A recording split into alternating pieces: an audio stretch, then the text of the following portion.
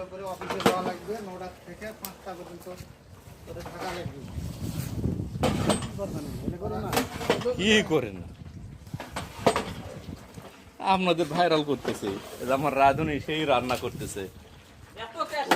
বড় ভাই সবুজের মতন বলছেন জোনাল অফিস কর্তৃক আয়োজিত আজকের এই অনুষ্ঠানের সম্মানিত সভাপতি।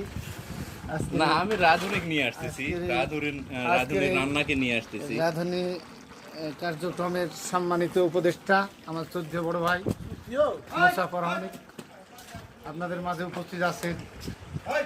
ঘাস পরিষ্কারে দক্ষ, যার কথা না বললে না, যার হাতের মাধ্যমে গ্রুপে কিন্তু দিয়ে দেবো।